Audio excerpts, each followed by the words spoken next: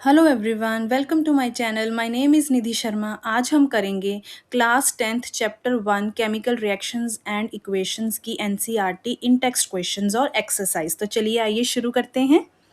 चलिए देखते हैं फर्स्ट क्वेश्चन क्या है। Why should a magnesium ribbon be cleaned before burning in air. कहता जो मैग्नीशियम रिबन है जब उसकी बर्निंग करवानी होती है उससे पहले उसको क्लीन क्यों किया जाता है। इसका रीज़न ये है कि जो मैग्नीशियम रिबन होता है ना वो मैग्नीशियम बहुत रिएक्टिव मेटल है। तो वो एयर के साथ ऑक्सीजन के साथ रिएक्ट करके क्या बना लेती है, मैग्नीशियम ऑक्साइड की एक लेयर बना लेती है मैग्नीशियम के ऊपर, जो आगे मैग्नीशियम को प्रॉपरली बर्न होने से रोकता है। तो इसीलिए उसी मैग्नीशियम ऑक्साइड की लेयर को रिमूव करने के लिए हमें क्या करना पड़ता है, मैग्नीशियम रिबन को बर्निंग से पहले क्लीन करना पड़ता है। तो चलिए आइए देखते हैं। Magnesium ribbon is cleaned to remove the layer of magnesium oxide from its surface so that it burns properly.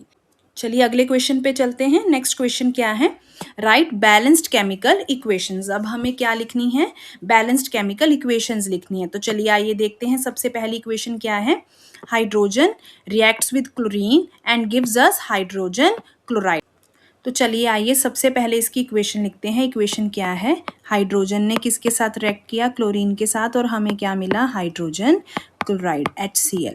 अब इसकी अगर हमें बैलेंसिंग करनी है तो हमें नंबर ऑफ एटम्स काउंट करने हैं, रिएक्टेंट साइड पे भी और प्रोडक्ट साइड पे भी। तो चलिए आइए करते हैं। रिएक्टेंट साइड पे हमारे पास कितने हाइड्रोजन हैं, 2, और प्रोडक्ट साइड पे हमारे पास कितने हाइड्रोजन है, 1। तो इसकी बैलेंसिंग के लिए मुझे यहाँ पे क्या लगाना पड़ेगा, 2 लगाना पड़ेगा। अगर मैं रिएक्टेंट साइड की बात करूँ तो मेरे पास कितने क्लोरीन है, 2, और प्रोडक्ट साइड पे भी अब मेरे पास कितने क्लोरीन हो गए, 2। तो इसका मतलब ये हमारी जो इक्वेशन है वो क्या हो गई, बैलेंस्ड हो गई। तो ये इक्वेशन किस में हुई, हाइड्रोजन और क्लोरीन में। चलिए आइए और देखते हैं इस इक्वेशन के बारे में। अगर हम ध्यान से देखें तो इस इक्वेशन में हाइड्रोजन और क्लोरीन ने कंबाइन करके क्या बनाया, HCl बनाया। मतलब एक से ज्यादा रिएक्टेंट्स ने मिलकर क्या बनाया, एक सिंगल प्रोडक्ट बनाया। तो इसका मतलब ये कौन सी रिएक्शन हो गई, ये हो गई हमारी कॉम्बिनेशन रिएक्शन हो गई। और जब ये रिएक्शन होती है तो बहुत हीट बाहर निकलती है। तो जिस रिएक्शन में हीट बाहर निकले उसको क्या बोला जाता है, एक्सोथर्मिक रिएक्शन। चलिए आगे चलते हैं नेक्स्ट इक्वेशन पे। नेक्स्ट हमारे पास क्या है, barium chloride combines with aluminium sulphate and gives us barium sulphate plus aluminium chloride. तो चलिए सबसे पहले इसकी इक्वेशन लिखते हैं। ये है क्या, barium chloride BaCl2 plus aluminium sulphate Al2SO4 thrice. जब इन्होंने आपस में रिएक्ट किया तो हमें क्या मिला, बेरियम सल्फेट और साथ में एल्यूमिनियम क्लोराइड। चलिए इसकी बैलेंसिंग करते हैं। आइए देखें तो जो रिएक्टेंट की साइड है वहाँ पे कितने बेरियम हैं, 1। प्रोडक्ट साइड पे कितने बेरियम हैं, 1। रिएक्टेंट साइड पे कितने क्लोरीन हैं, 2। और यहाँ पे प्रोडक्ट साइड पे कितने क्लोरीन हैं, 3 क्लोरीन है। तो इसका मतलब हमें यहाँ पे क्लोरीन की क्या करनी पड़ेगी, बैलेंसिंग करनी पड़ेगी। तो क्लोरीन की बैलेंसिंग के लिए मैं क्या करूँ, अब हमें ये खुद से देखना पड़ेगा। इन रिएक्शंस को हिट एंड ट्रायल मेथड से बैलेंस किया जाता है, तो हमें इसको खुद ध्यान से देखना पड़ेगा। बैलेंस करने का एक ही तरीका है कि अगर मैं यहाँ पे क्या लगा दूँ, 3 लगा दूँ। अब यहाँ पे कितने क्लोरीन हो गए, 6 हो गए, लेकिन यहाँ पे कितने क्लोरीन है, 3। तो यहाँ पे बैलेंस करने के लिए अगर मैं यहाँ पे 2 लगा देती हूँ तो यहाँ पे भी कितने क्लोरीन हो जाएंगे, 6 क्लोरीन हो जाएंगे। चलिए आगे देखते हैं। नेक्स्ट हमारे पास कितने एल्यूमिनियम है, इस तरफ 2 एल्यूमिनियम है, और ये 2 लगाने से ये एल्यूमिनियम भी क्या हो गया, बैलेंस हो गया। रिएक्टेंट साइड पे देखें तो कितने सल्फर है, 3 सल्फर हैं। प्रोडक्ट साइड पे कितने सल्फर हैं हमारे पास, प्रोडक्ट साइड पे हमारे पास 1 ही सल्फर है। तो इसका मतलब सल्फर की बैलेंसिंग के लिए मुझे यहाँ पे क्या लगाना पड़ेगा, 3 लगाना पड़ेगा। और अगर हम ध्यान से चलिए आगे देखते हैं, आगे ऑक्सीजन कितने हो गए हमें हमारे पास यहाँ पे 12 ऑक्सीजन हो गए। और अगर मैं यहाँ पे देखूँ, यहाँ पे भी ऑक्सीजन कितने हो गए, 12 हो गए। और जब हमने यहाँ पे 3 लगाया था तो यहाँ पे बेरियम क्या हो गया था, अनबैलेंस हो गया था। लेकिन जब सल्फर की बैलेंसिंग के लिए मैंने यहाँ पे 3 लगाया तो बेरियम भी अपने आप से क्या हो गया, बैलेंस हो गया। लेकिन चलिए फिर भी दोबारा से एक बार, मैंने आपको पहले भी बताया था जब हमने चैप्टर की एक्सप्लेनेशन करी थी कि जब हम एक इक्वेशन को एक बार बैलेंस कर लें तो हम उसको एक बार बैलेंस करने के बाद हमें दोबारा से एक बार चेक करना है कि कहीं एक एलिमेंट की बैलेंसिंग करते करते कोई और जो एटम है वो अनबैलेंस तो नहीं हो गया। चलिए आइए देखते हैं। कितने बेरियम है, 3। और यहाँ पे कितने बेरियम है, 3। कितने क्लोरीन है, 6। यहाँ पे कितने क्लोरीन है, 6। कितने एल्यूमिनियम है, 2। कितने एल्यूमिनियम है, 2। कितने सल्फर है, 3। कितने सल्फर है, 3। कितने ऑक्सीजन है, 12। कितने ऑक्सीजन है, यहाँ पे भी 12। तो ये क्या हो गई, हमारी बैलेंस्ड केमिकल इक्वेशन। तो चलिए आइए इस इक्वेशन को और देखते हैं। इस इक्वेशन में जबकि हमें सिर्फ बैलेंसिंग करने के लिए बोला गया है, लेकिन हम साथ साथ और भी देखते रहते हैं इन इक्वेशंस के बारे में कि ये कौन सी इक्वेशन है, टाइप ऑफ इक्वेशन कौन सी है। चलिए आइए देखते हैं। अगर इस इक्वेशन को हम ध्यान से देखें तो क्या ये डबल डिस्प्लेसमेंट नहीं है।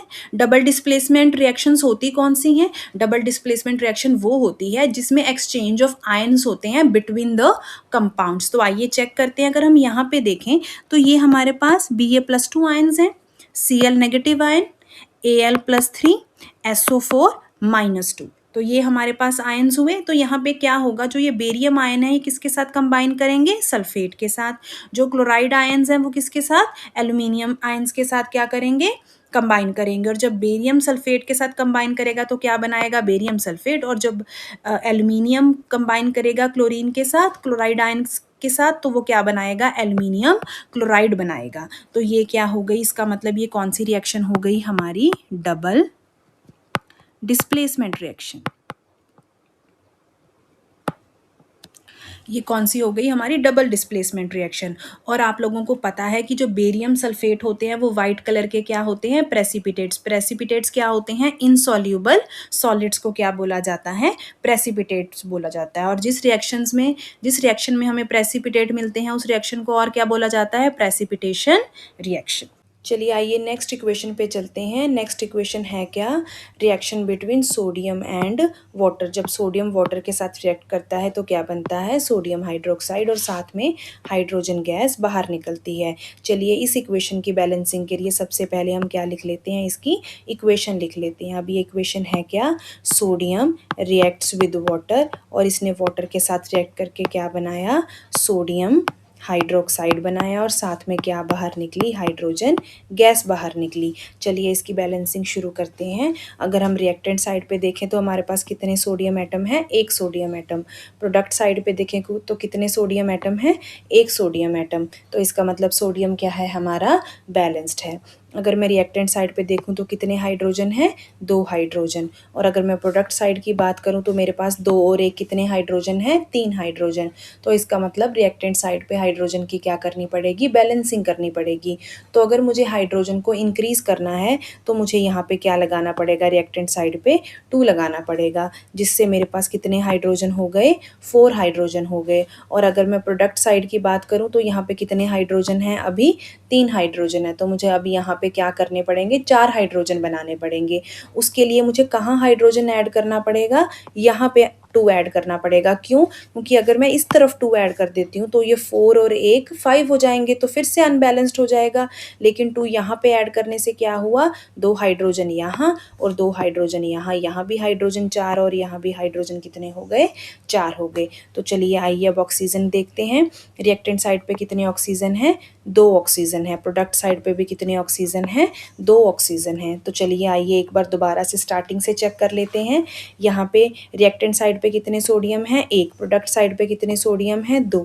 तो इसका मतलब सोडियम को बैलेंस करने के लिए मुझे यहाँ क्या लगाना पड़ेगा, 2 लगाना पड़ेगा। तो इसका मतलब रिएक्टेंट साइड पे 2 सोडियम, प्रोडक्ट साइड पे दो सोडियम। रिएक्टेंट साइड पे 4 हाइड्रोजन, प्रोडक्ट साइड पे भी 4 हाइड्रोजन। रिएक्टेंट साइड पे कितने ऑक्सीजन? 2, तो प्रोडक्ट साइड पे भी कितने ऑक्सीजन? 2। तो इसका मतलब ये क्या हो गई हमारी फाइनल बैलेंस्ड केमिकल इक्वेशन। तो आइए जल्दी से इस रिएक्शन के बारे में और भी देख लेते हैं। जैसा कि आप लोगों को पता है कि जो सोडियम है ये बहुत ही रिएक्टिव मेटल है, तो ये क्या करती है, बड़ी विग्रसली मतलब बड़ी तेज़ी से किसके साथ रिएक्ट करती है? वाटर के साथ रिएक्ट करती है। और जब ये वाटर के साथ रिएक्ट करती है तो क्या बनाती है? Sodium hydroxide. सोडियम हाइड्रोक्साइड क्या होता है? स्ट्रॉन्ग बेस होता है।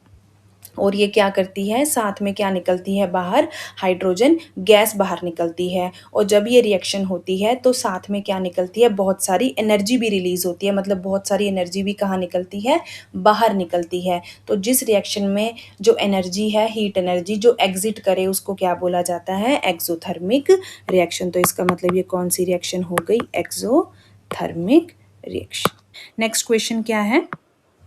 Right a balanced chemical equation with state symbols for the following reaction. हमने इसके लिए क्या लिखनी है? बैलेंस्ड केमिकल इक्वेशंस लिखनी है। तो चलिए देखिए है क्या क्वेश्चन है क्या हमारे पास? Solutions of barium chloride and sodium sulphate in water react to give insoluble barium sulphate and the solution of sodium chloride. कहता कि जो बेरियम क्लोराइड है, बेरियम क्लोराइड मतलब BaCl2, कहता barium chloride and sodium sulphate. Barium chloride ने किसके साथ react किया? सोडियम सल्फेट Na2SO4 के साथ क्या किया?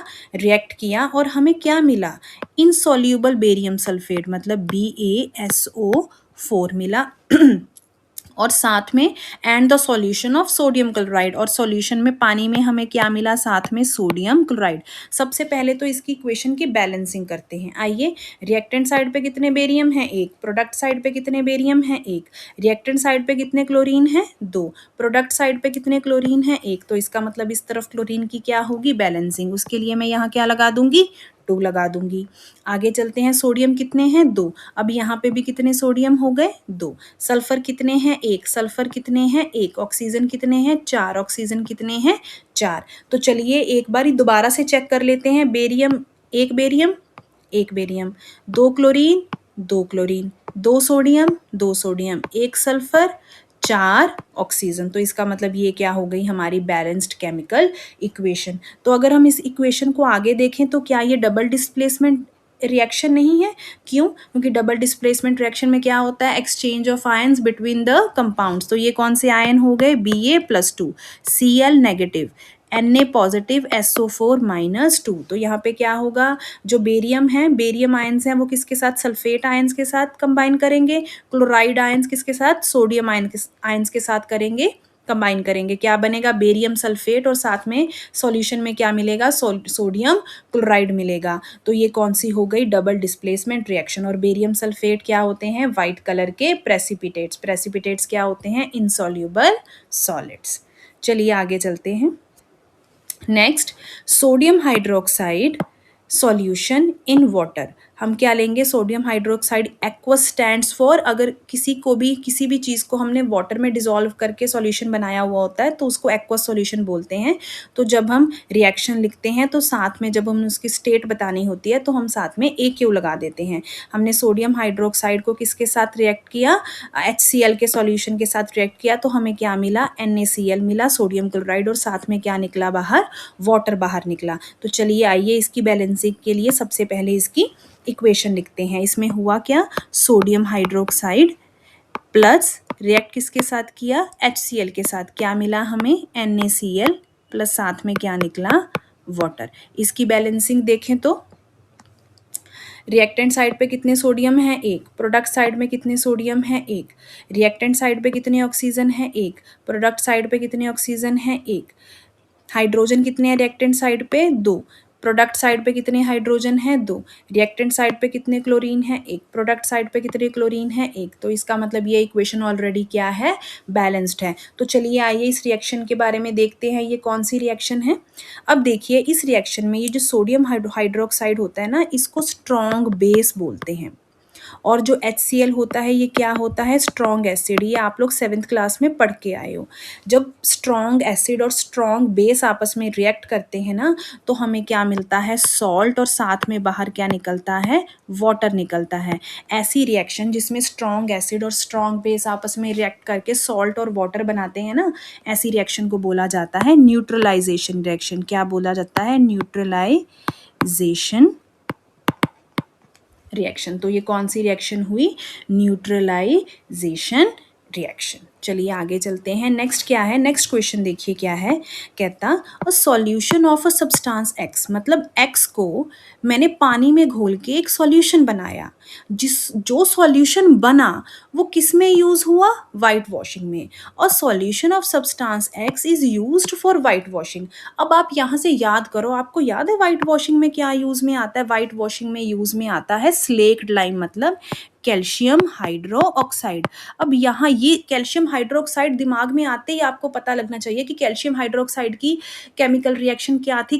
कैसे मिला था हमें कैल्शियम हाइड्रोक्साइड, कैल्शियम हाइड्रोक्साइड हमें मिलता है कि जब कैल्शियम ऑक्साइड क्विक लाइम को हम वाटर में डिसॉल्व करते हैं तो हमें क्या मिलता है, एक मिल्की मिक्सचर मिलता है जो कि क्या है, कैल्शियम हाइड्रोक्साइड, जिसको क्या बोलते हैं, स्लेक्ड लाइम। और ये स्लेक्ड लाइम किस में यूज होता है, वाइट वॉशिंग में। तो इसका मतलब उसने हमसे पूछा क्या है, name the substance x and right it's formula. कहता तो किसका सॉल्यूशन हमने पानी में बनाया होगा कि जिसको हमने वाइट वॉशिंग में यूज किया होगा, तो वो क्या हो गया, कैल्शियम ऑक्साइड। तो इसका मतलब आपका आंसर क्या हो गया, substance x is calcium oxide, it's formula is CaO। चलिए ये क्या हो गई, इसकी केमिकल रिएक्शन। चलिए आगे देखते हैं, आगे क्या पूछा हुआ है। कहता right the reaction of the substance x. कहता ये जो सब्सटेंस एक्स है इसकी केमिकल इक्वेशन लिखो, जो हमने जिसकी बात हमने पहले पार्ट में की है। तो क्या रिएक्शन होगी, calcium oxide react with water gives us calcium hydroxide which is used for white washing. ये वही रिएक्शन है जो हमने अभी डिस्कस करी। चलिए अगले क्वेश्चन पे चलते हैं। नेक्स्ट क्वेश्चन क्या है, कहता why is the amount of gas collected in one of the test tube in activity 1.7 double the amount of gas collected in the other, name this gas. कहता जो हमने एक्टिविटी 1.7 कौन सी की थी, इलेक्ट्रोलिसिस ऑफ वाटर, याद है।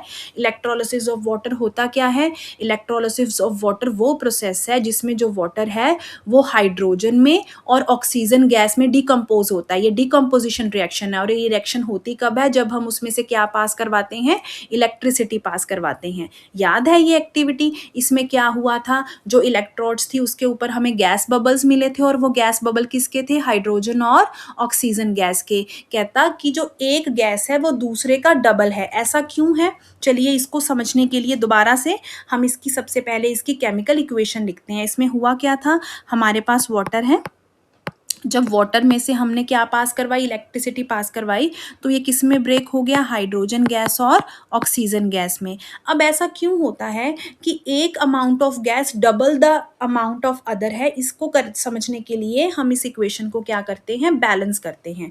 अब देखो रिएक्टेंट साइड पे कितने हाइड्रोजन है, 2। प्रोडक्ट साइड पे कितने हाइड्रोजन हैं, 2। रिएक्टेंट साइड पे कितने ऑक्सीजन है, 1। प्रोडक्ट साइड पे कितने ऑक्सीजन है, 2। तो इस तरफ मुझे ऑक्सीजन बैलेंस करने के लिए क्या लगाना पड़ेगा, 2 लगाना पड़ेगा। तो यहाँ पे कितने हाइड्रोजन हो गए, 4। लेकिन यहाँ पे कितने हाइड्रोजन है, प्रोडक्ट साइड पे 2।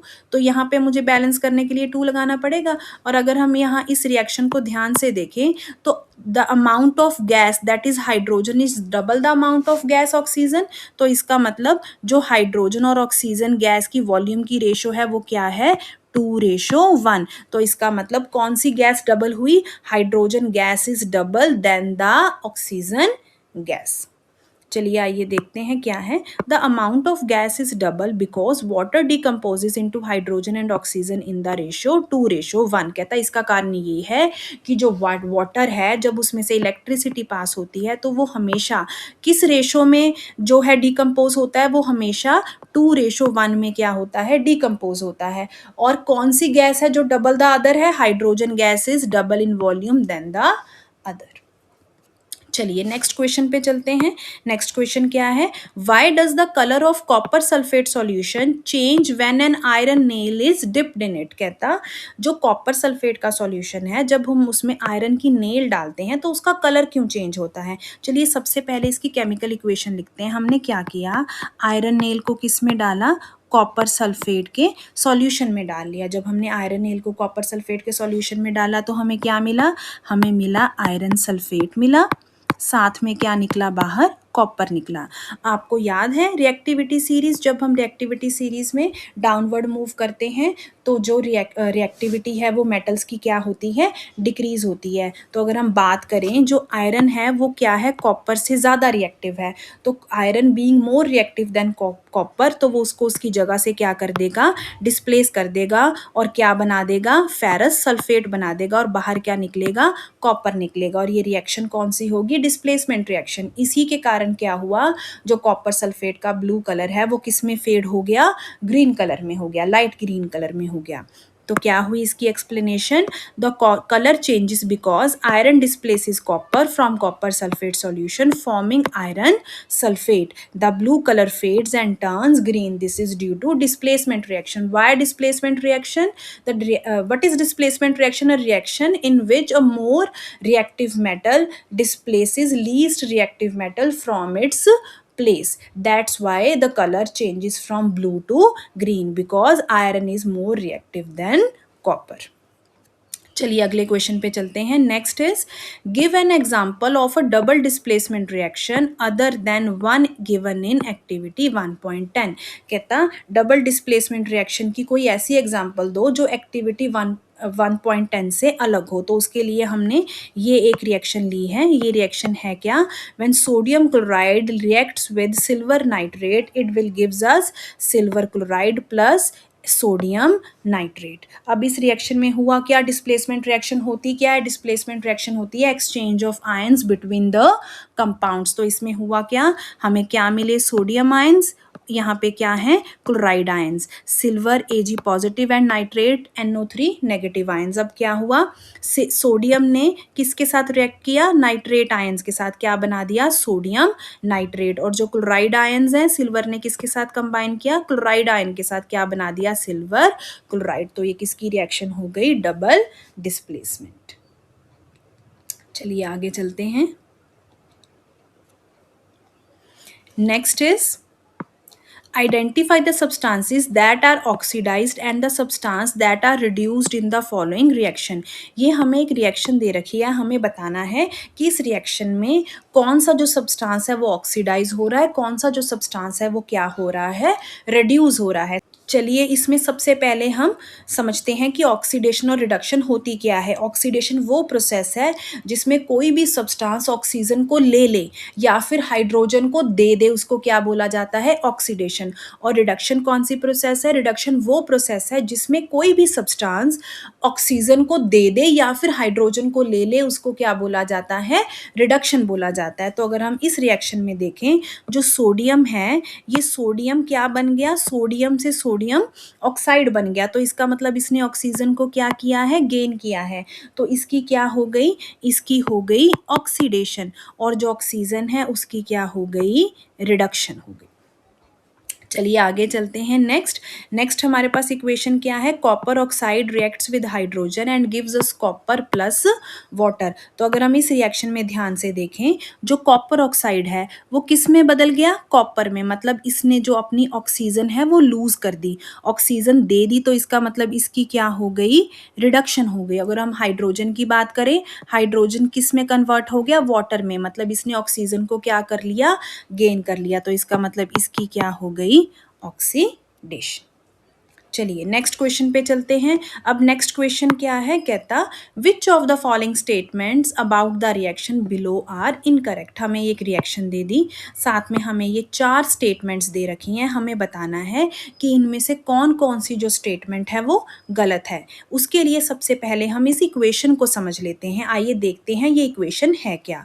इस इक्वेशन में क्या हुआ, जो लेड ऑक्साइड है इसने कार्बन के साथ रिएक्ट करके क्या बनाया, लेड बनाया, प्लस क्या बाहर निकली, कार्बन कार्बन डाइऑक्साइड गैस बाहर निकली। अब इसमें हुआ क्या, अगर हम ध्यान से देखें कि जो लेड ऑक्साइड है वो किस में बदल गया, लेड में बदल गया। मतलब लेड ऑक्साइड ने अपनी ऑक्सीजन दे दी, मतलब लेड ऑक्साइड की क्या हो गई, रिडक्शन, लॉस ऑफ ऑक्सीजन।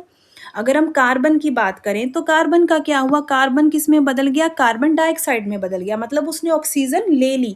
तो इसका मतलब कार्बन की क्या हो गई, ऑक्सीडेशन। तो आइए इसी के बेसिस पे हम देखते हैं कौन कौन सी रिएक्शन सही है और कौन कौन सी स्टेटमेंट सही है, कौन कौन सी स्टेटमेंट गलत है। अगर हम बात करें लेड इज गेटिंग रिड्यूस्ड, क्या लेड रिड्यूस हुआ है, नहीं, रिड्यूस कौन हुआ है, लेड ऑक्साइड रिड्यूस हुआ है। तो इसका मतलब ये स्टेटमेंट क्या हो गई, गलत। कार्बन, आगे क्या है, carbon dioxide is getting oxidise, carbon dioxide थोड़ी ऑक्सीडाइज हुआ है, कार्बन ऑक्सीडाइज हुआ है। तो इसका मतलब ये रिएक्शन भी क्या हो गई, गलत। आगे कार्बन इज गेटिंग ऑक्सीडाइज, बिल्कुल कार्बन की क्या हुई है, ऑक्सीडेशन। आगे क्या है, lead oxide is getting reduce, lead oxide क्या हुआ है, रिड्यूस, बिल्कुल सही। तो गलत स्टेटमेंट कौन सी है, पहली दो। तो आंसर कौन सा हो गया, ए एंड बी। तो कौन सा आंसर सही है हमारा, ऑप्शन 1। चलिए आगे चलते हैं। नेक्स्ट क्या है हमारे पास, नेक्स्ट हमें एक इक्वेशन दे दी है। कहता क्या इक्वेशन है, when iron oxide reacts with aluminium it will gives us aluminium oxide plus क्या बाहर निकलेगा, आयरन बाहर निकलेगा। आइए तो रिएक्शन देखते हैं। The above reaction is an example of, कहता ये जो ऊपर रिएक्शन है ये किसकी एग्जाम्पल है, क्या ये कम्बिनेशन रिएक्शन है। देखते हैं कम्बिनेशन रिएक्शन कौन सी होती है, ऐसी रिएक्शन जिसमें एक से ज्यादा सब्सटेंसेस कंबाइन करके क्या बनाए, सिंगल प्रोडक्ट बनाए। तो ये तो कॉम्बिनेशन रिएक्शन नहीं है।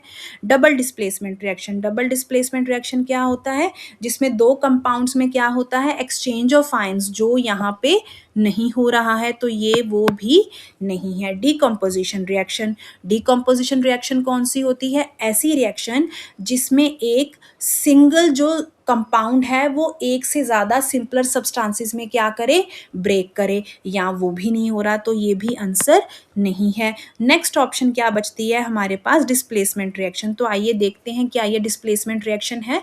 डिस्प्लेसमेंट रिएक्शन में होता क्या है कि एक more reactive metal least reactive metal को उसकी जगह से क्या कर देती है, डिस्प्लेस कर देती है। यहाँ पे आयरन ऑक्साइड है और उसने किसके साथ रिएक्ट किया, एल्यूमिनियम के साथ।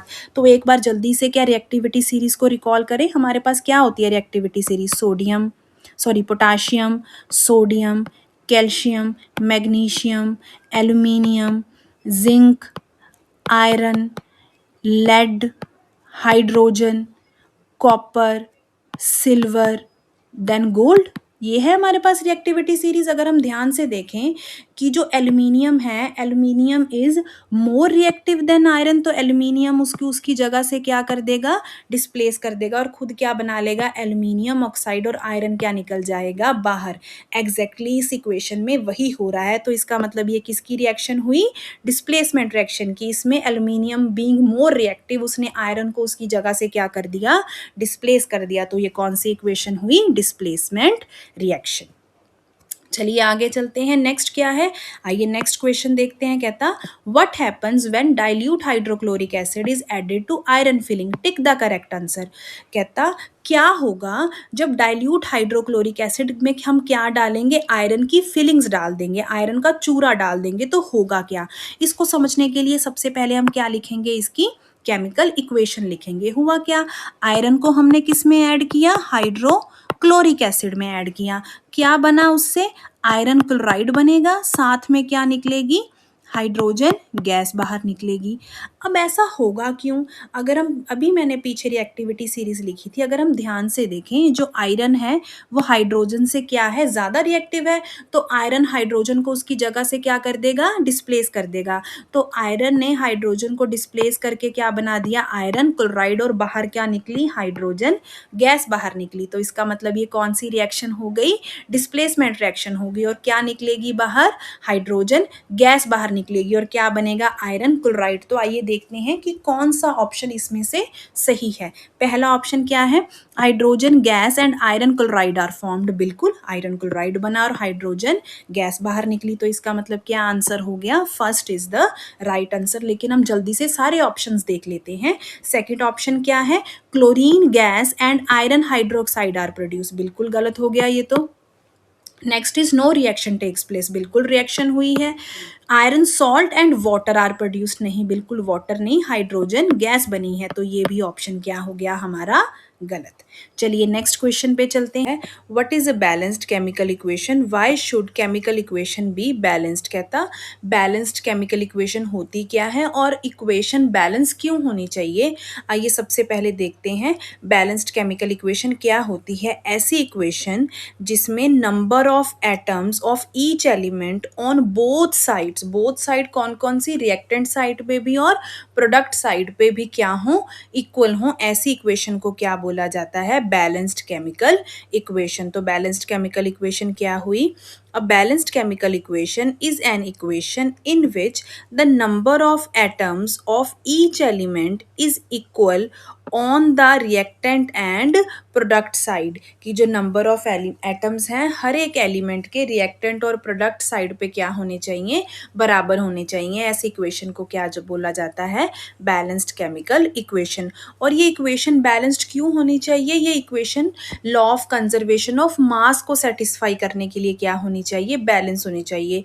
अब ये law of conservation of mass है क्या, law of conservation of mass कहता है कि जो एक केमिकल रिएक्शन है, एक केमिकल रिएक्शन में जो टोटल मास है वो क्या रहता है, कंजर्व रहता है, मतलब मास can neither be created nor be destroyed, मतलब एक केमिकल रिएक्शन में ना तो मास खत्म होता है और ना ही मास नया बनता है। तो इसी लॉ को ओबे करने के लिए जो हमारी केमिकल इक्वेशन है वो क्या होनी चाहिए, बैलेंस्ड होनी चाहिए। तो आइए देखते हैं, chemical equations should be balanced to satisfy the law of conservation of mass, which states that the matter cannot be created or destroyed, therefore the total mass and number of atoms must be the same on both sides of equation। कहता है इसका मतलब क्या है, जो total mass है और number of atoms हैं वो दोनों साइड्स पे, मतलब कौन सी दोनों साइड्स पे, रिएक्टेंट साइड पे भी और प्रोडक्ट साइड पे भी क्या होने चाहिए,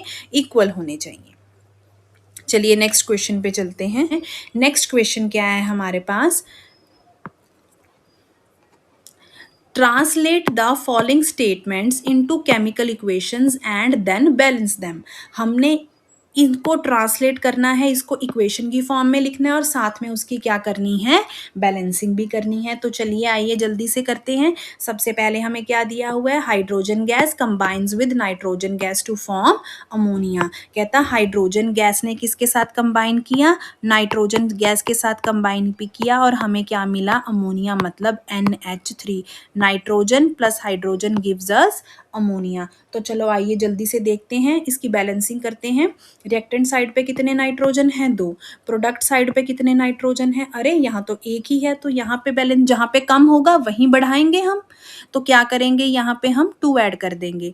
आगे देखते हैं कितने हाइड्रोजन हैं, अरे 2 हाइड्रोजन है इधर, और यहाँ कितने हो गए, 6 हाइड्रोजन हो गए। तो अगर मैं यहाँ पे भी 3 लगा दूं तो इस तरफ भी कितने हाइड्रोजन हो जाएंगे, 6। तो एक बार जल्दी से चेक करें कि क्या इक्वेशन बैलेंस हुई कि नहीं। इस तरफ कितने नाइट्रोजन है, 2। इस तरफ कितने नाइट्रोजन है, 2। रिएक्टेंट साइड पे कितने हाइड्रोजन है, 6। प्रोडक्ट साइड पे कितने हाइड्रोजन है, 6। तो इसका मतलब ये क्या हो गई हमारी बैलेंस्ड केमिकल इक्वेशन। तो चलिए आइए आगे देखें इस इक्वेशन के बारे में, अगर हमें कुछ और पता चले। अगर हम ध्यान से देखें, यहाँ पे 2 रिएक्टेंट्स आपस में कंबाइन करके क्या बना रहे हैं, एक सिंगल प्रोडक्ट बना रहे हैं। तो ये कौन सी रिएक्शन हो गई, कम्बिनेशन रिएक्शन हो गई। और जो ये हमारा अमोनिया बना, ये किस में यूज़ होता है, ये फर्टिलाइजर्स बनाने में यूज़ होता है। चलिए आगे चलते हैं। नेक्स्ट इक्वेशन क्या है हमारे पास, हाइड्रोजन सल्फाइड। हाइड्रोजन सल्फाइड का फॉर्मूला क्या होता है, H2S। Gas Burns in air, जब इसको बर्न किया एयर में, मतलब इसने ऑक्सीजन के साथ रिएक्ट किया, तो इसने हमें क्या दिया, क्या निकला, क्या बना, वाटर, और साथ में क्या निकली, सल्फर डाइऑक्साइड SO2 गैस निकली। सबसे पहले क्या करेंगे, हम इस इक्वेशन को क्या करेंगे, बैलेंस करेंगे। तो आइए देखते हैं, रिएक्टेंट साइड पे कितने हाइड्रोजन हैं, 2। प्रोडक्ट साइड पे कितने हाइड्रोजन हैं, 2। रिएक्टेंट साइड पे कितने सल्फर हैं, 1। प्रोडक्ट साइड पे कितने सल्फर हैं, 1। रिएक्टेंट साइड पे कितने ऑक्सीजन हैं, 2। प्रोडक्ट साइड पे कितने ऑक्सीजन है, अरे यहाँ तो कितने ऑक्सीजन हो गए, 3। तो इसकी बैलेंसिंग के लिए मैं क्या कर दूंगी, यहाँ पे 3 लगा दूँ, अब यहाँ पे कितने ऑक्सीजन हो गए 6। और अगर मुझे यहाँ पे भी ऑक्सीजन 6 करने हैं, तो उसके लिए मैं क्या कर सकती हूँ? यहाँ पे 2 लगाऊँ, कितने ऑक्सीजन हो गए 2, 2 और 2 4 हो गए, यहाँ पे भी 2 लगा दूँ, कितने हो गए यहाँ पे ऑक्सीजन 2 और 4 कितने हो गए 6। तो जल्दी से दोबारा से देख लें इस रिएक्शन को, क्या ये रिएक्शन बैलेंस हुई है कि नहीं?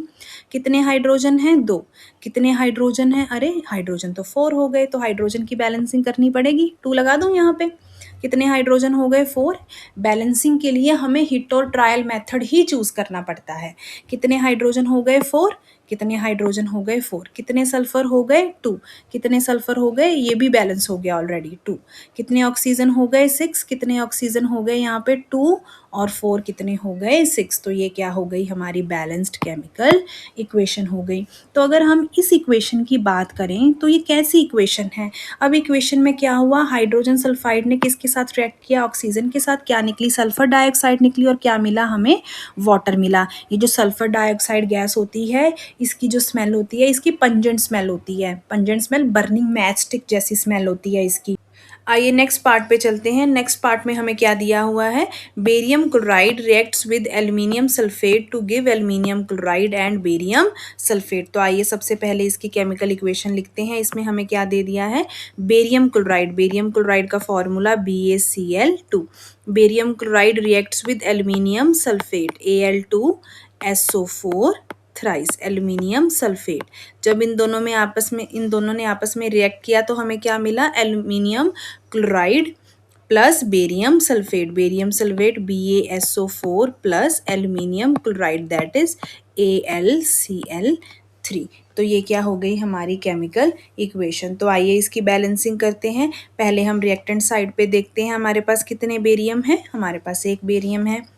प्रोडक्ट साइड पे कितने बेरियम हैं? अगेन एक बेरियम है। रिएक्टेंट साइड पे कितने क्लोरीन हैं? 2। यहाँ पे कितने, प्रोडक्ट साइड पे कितने क्लोरीन हैं? 3 क्लोरीन है। तो इसका मतलब हमें क्लोरीन की क्या करनी पड़ेगी? बैलेंसिंग करनी पड़ेगी। उसके लिए हम क्या करें? मैं रिएक्टेंट साइड पे यहाँ पे 3 लगा दूँ, तो यहाँ पे कितने क्लोरीन हो गए? 6। यहाँ पे 3 थे तो यहाँ पे क्या लगा देते हैं? 2। तो दोनों तरफ कितने क्लोरीन हो गए? 6। और यहाँ भी कितने हो गए? 6। चलिए आगे चलते हैं। कितने एल्यूमिनियम है? रिएक्टेंट साइड पे 2 एल्यूमिनियम है। प्रोडक्ट साइड पे अब कितने एल्यूमिनियम हो गए? 2 एल्यूमिनियम हो गए।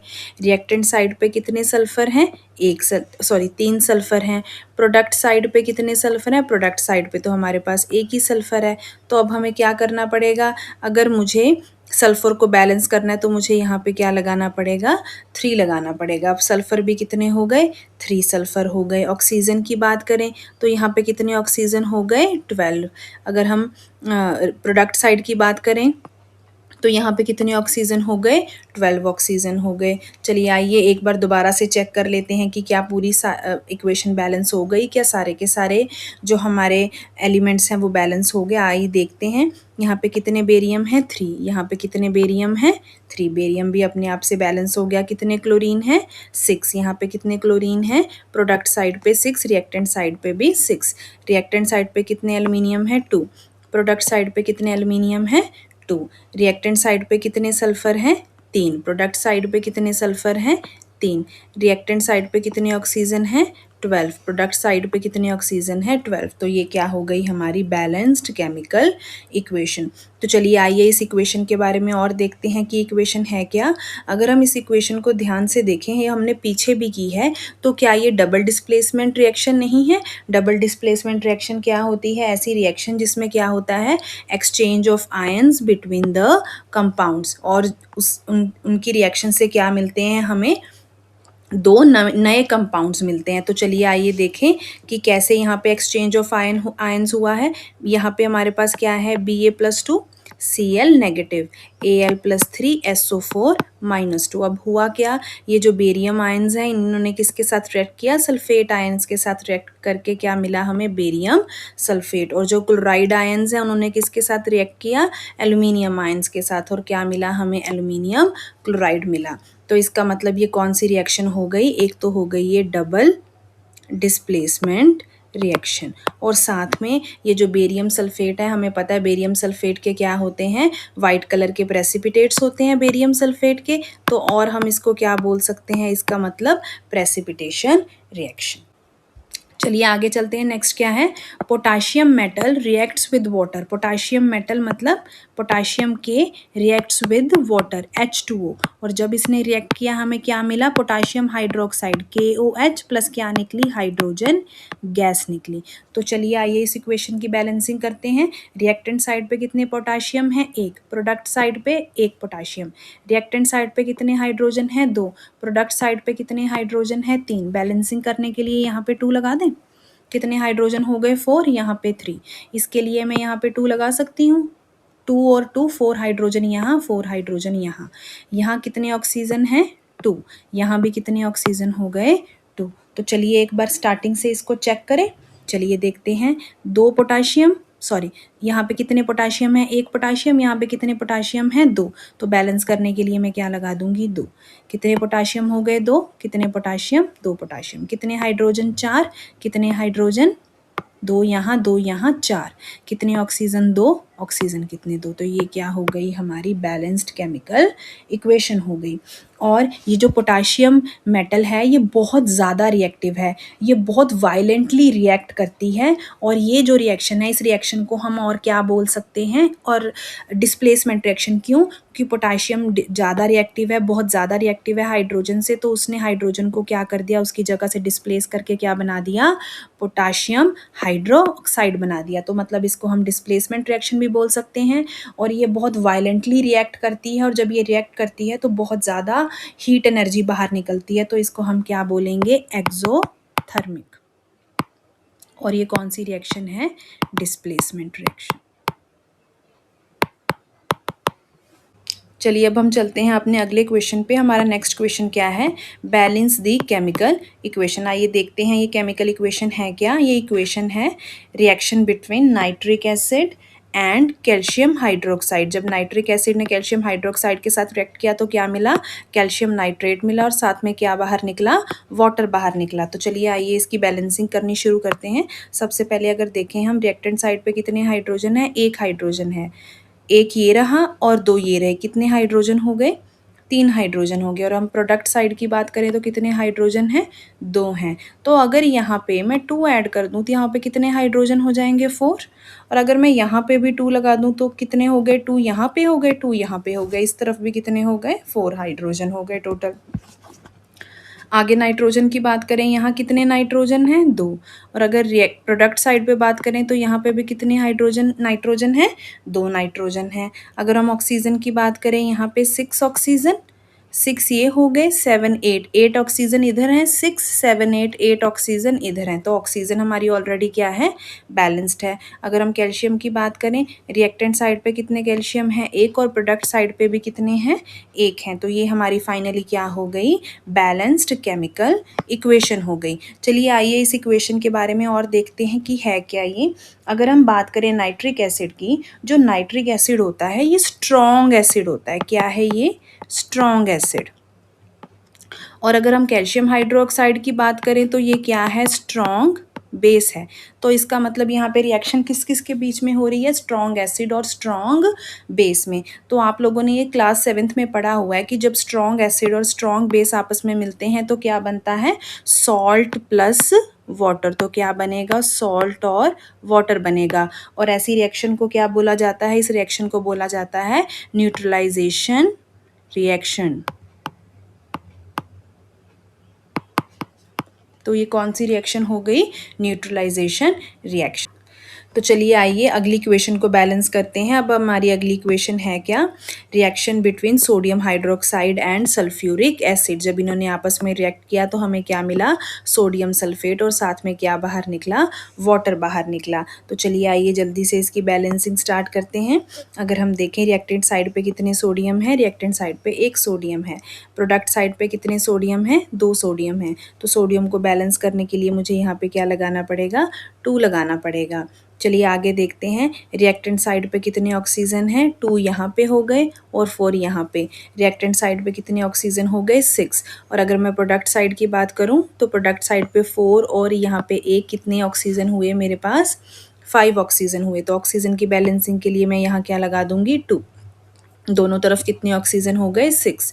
अब अगर हम हाइड्रोजन की बात करें, यहाँ पे कितने हाइड्रोजन है, 2 यहाँ पे हैं और 2 यहाँ पे, मतलब रिएक्टेंट साइड पे टोटल हाइड्रोजन कितने हो गए, 4। और प्रोडक्ट साइड पे भी कितने हाइड्रोजन है हमारे पास, 4। तो ये भी क्या है, बैलेंस्ड। और अगर हम सल्फर की बात करें तो सल्फर कितने हैं हमारे पास, एक सल्फर यहाँ है और एक ही सल्फर क्या है, यहाँ है। तो आइए एक बार दोबारा से चेक कर लेते हैं कि क्या ये इक्वेशन बैलेंस्ड है। यहाँ पे कितने सोडियम है, 2। यहाँ पे कितने सोडियम है, प्रोडक्ट साइड पे 2।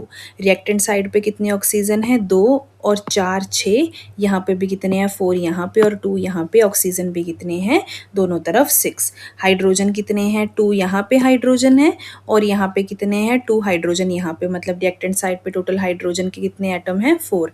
प्रोडक्ट साइड पे कितने हाइड्रोजन हैं, 4।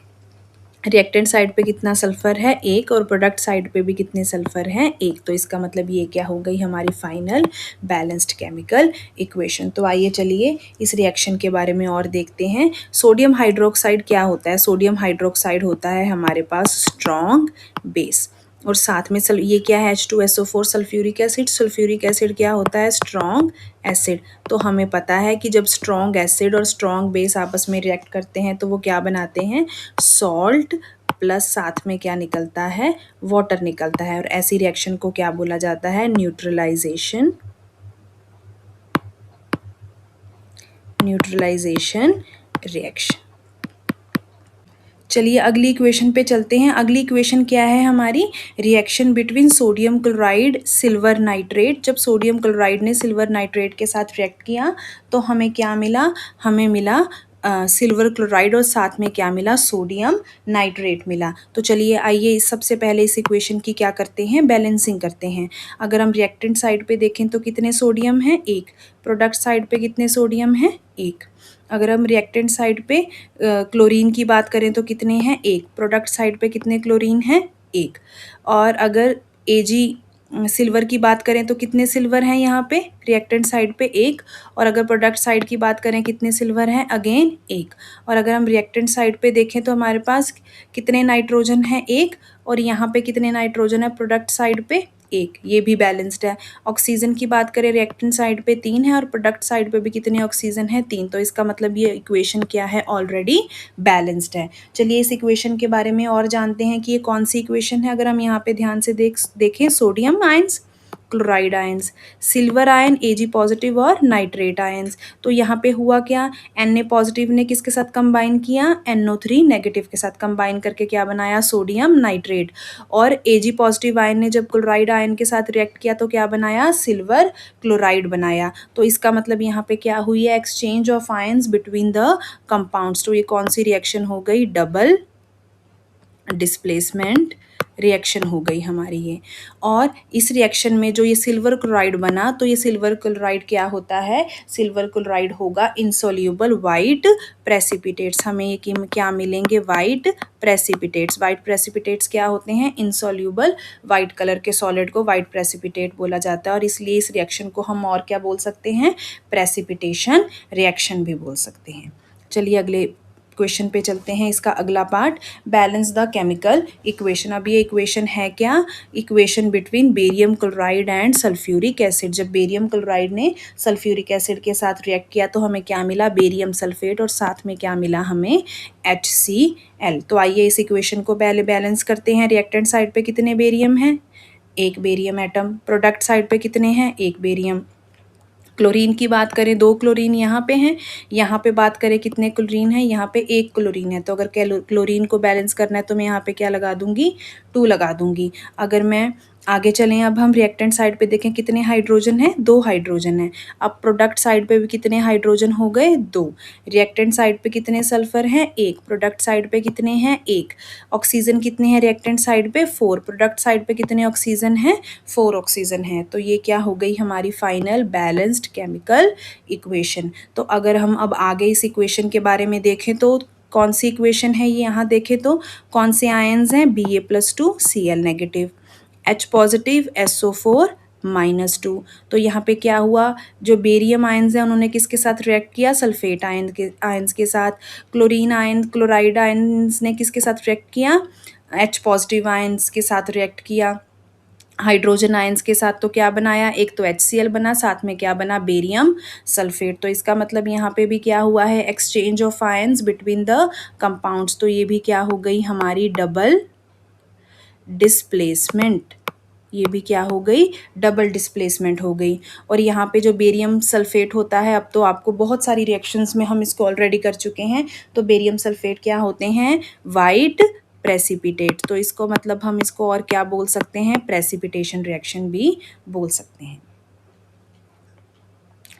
चलिए आइए नेक्स्ट क्वेश्चन पे चलते हैं। नेक्स्ट क्वेश्चन क्या है, right the balanced chemical equation. अब हमें इनमें भी क्या करना है, बैलेंस्ड केमिकल इक्वेशन लिखनी है। किस किस के बीच में, कैल्शियम हाइड्रोक्साइड। कैल्शियम हाइड्रोक्साइड क्या होता है, CaOH ट्वाइस। इसने किसके साथ रिएक्ट किया, कार्बन डाइऑक्साइड के साथ रिएक्ट किया। तो हमें क्या मिला, calcium carbonate, that is CaCO3 plus साथ में क्या मिला हमें, वाटर। अगर आपको ध्यान से याद हो तो क्या ये वही रिएक्शन नहीं है जिसमें हम कैल्शियम ऑक्साइड को जब वाटर में डिसॉल्व करते हैं तो हमें क्या मिलता है, कैल्शियम हाइड्रोक्साइड मिलता है। ये जो कैल्शियम हाइड्रोक्साइड होता है ये किस में काम में आता है, वाइट वॉशिंग में काम में आता है। जब हम इसको वाइट वॉशिंग हो जाती है तो ये एयर में प्रेजेंट कार्बन डाइऑक्साइड के साथ रिएक्ट करके 2-3 दिन के बाद उस वॉल्स के ऊपर एक स्मूथ और शाइनी लेयर बनाती है, किसकी, कैल्शियम कार्बोनेट की। तो ये वही रिएक्शन हुई। तो इसका मतलब ये रिएक्शन क्या है, जिसको हम, ये जो कैल्शियम कार्बोनेट है इसका अनदर नेम क्या है, क्या नाम है इसका, लाइम स्टोन। हमने इसको ऑलरेडी किया है। चलिए आइए देखते हैं इसकी, अब बैलेंसिंग भी कर लेते हैं। अगर हम रिएक्टेंट साइड पे देखें तो कितने कैल्शियम है, एक। प्रोडक्ट साइड पे कितने कैल्शियम है, एक। रिएक्टेंट साइड पे कितने ऑक्सीजन है, 2 और 2 कितने हो गए, 4। प्रोडक्ट साइड पे कितने ऑक्सीजन है, 3 और 1 अगेन 4। हाइड्रोजन की बात करें, रिएक्टेंट साइड पे कितने हाइड्रोजन है, 2 हाइड्रोजन है। और प्रोडक्ट साइड पे कितने हाइड्रोजन है, 2 हाइड्रोजन है। रिएक्टेंट साइड पे कितने कार्बन है, 1। प्रोडक्ट साइड पे कितने कार्बन है, 1। इसका मतलब ये रिएक्शन जो है हमारी ऑलरेडी क्या है, बैलेंस्ड ही है। चलिए अगले क्वेश्चन के ऊपर चलते हैं। नेक्स्ट क्वेश्चन क्या है हमारा, right the balanced chemical equation. ये रिएक्शन है किस किस में के बीच में, आइए देखते हैं। Zinc Zn when it reacts with silver nitrate, that is AgNO3। तो हमें क्या मिला, जिंक नाइट्रेट मिला, हमें मिला ZnO3 ट्वाइस, और साथ में क्या निकला, सिल्वर बाहर निकला। सबसे पहले चलो इसकी बैलेंसिंग करते हैं। अगर हम रिएक्टेंट साइड पे देखें तो कितने जिंक हैं हमारे पास, एक जिंक। प्रोडक्ट साइड पे कितने जिंक हैं, एक। रिएक्टेंट साइड पे कितने सिल्वर हैं, एक। प्रोडक्ट साइड पे कितने सिल्वर हैं, एक। रिएक्टेंट साइड पे कितने नाइट्रोजन हैं, एक। प्रोडक्ट साइड पे कितने नाइट्रोजन हैं, 2। तो अब हमें नाइट्रोजन को बैलेंस करना पड़ेगा, तो मैं यहाँ पे क्या लगा दूंगी, 2 लगा दूंगी। अब यहाँ पे भी रिएक्टेंट साइड पे भी 2 नाइट्रोजन हो गए और प्रोडक्ट साइड पे भी कितने नाइट्रोजन हो गए, 2। रिएक्टेंट साइड पे कितने ऑक्सीजन हो गए, 6, और प्रोडक्ट साइड पे भी कितने ऑक्सीजन हो गए, 6। तो चलिए आइए इस रिएक्शन को एक बार दोबारा से स्टार्टिंग से चेक करते हैं कि क्या ये बैलेंस हुई है कि नहीं। जिंक रिएक्टेंट साइड पे 1, प्रोडक्ट साइड पे 1। सिल्वर यहाँ पे 2 और यहाँ पे कितने सिल्वर हैं, 1। मतलब मुझे यहाँ पे क्या करनी पड़ेगी, सिल्वर की बैलेंसिंग करनी पड़ेगी। सिल्वर भी बैलेंस हो गए। नाइट्रोजन कितने हैं, 2। नाइट्रोजन यहाँ पे भी कितने हैं, नाइट्रोजन 2 नाइट्रोजन है, यहाँ पे भी 2 नाइट्रोजन है। ऑक्सीजन कितने हैं, 6, और यहाँ पे भी कितने ऑक्सीजन हैं, 6।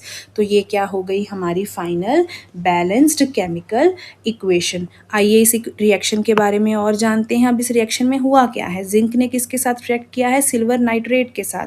और जब ये रिएक्शन हुई तो क्या बना, जिंक नाइट्रेट, और सिल्वर कहाँ निकल गया, बाहर निकला। तो इसका अगर हम ध्यान से देखें रिएक्टिविटी सीरीज में, जो जिंक है, जिंक सिल्वर से क्या है, बहुत ज़्यादा रिएक्टिव है।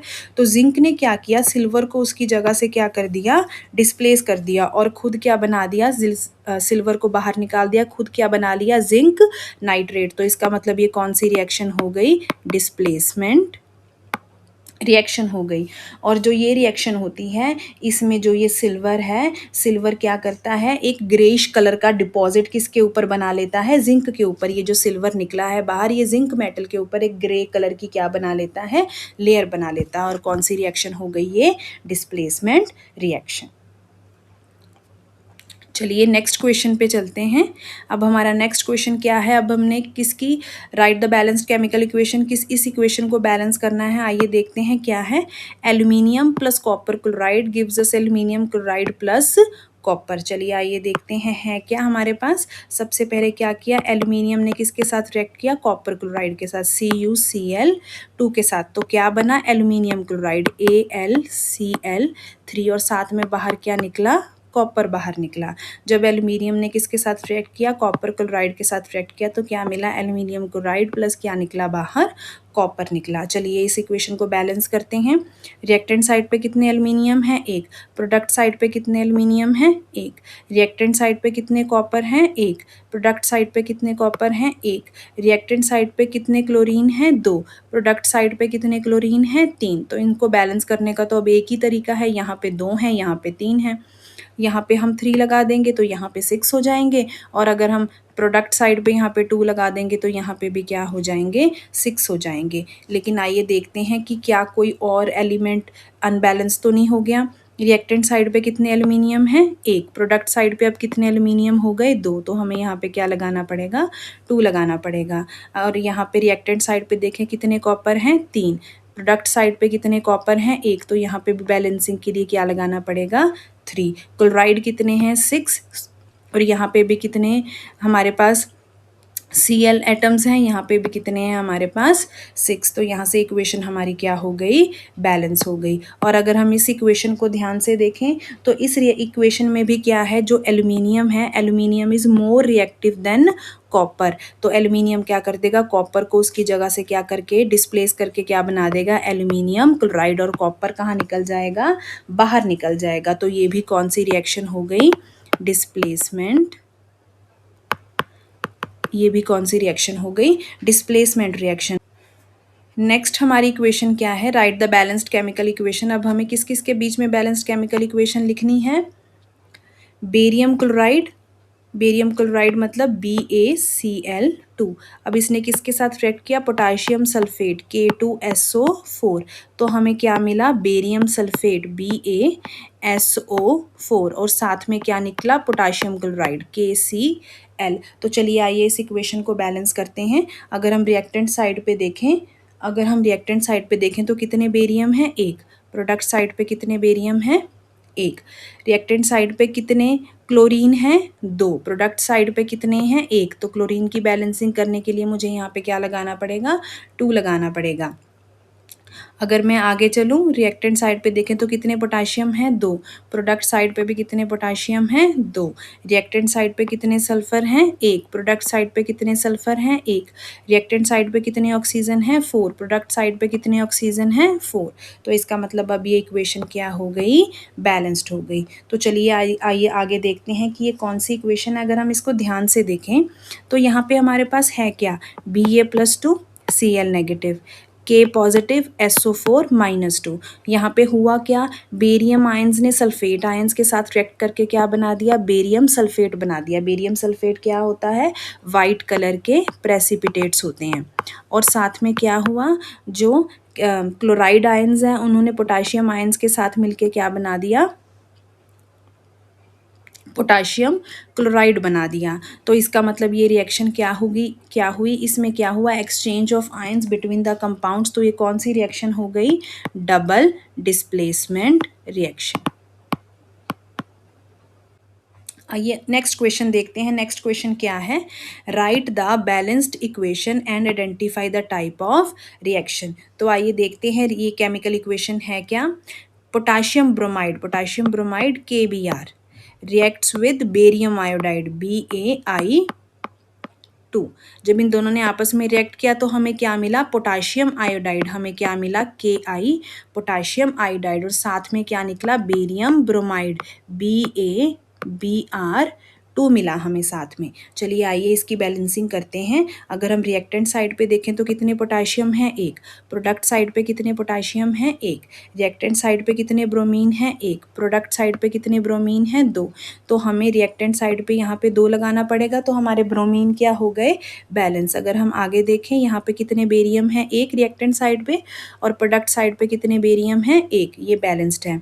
रिएक्टेंट साइड पे आयोडीन देखें कितने हैं, 2, प्रोडक्ट साइड पे आयोडीन कितने हैं, 1, तो यहाँ पे भी क्या लगाना पड़ेगा, 2 लगाना पड़ेगा। तो आइए एक बार इसकी दोबारा से चेक करते हैं कि ये इक्वेशन बैलेंस्ड हो गई है।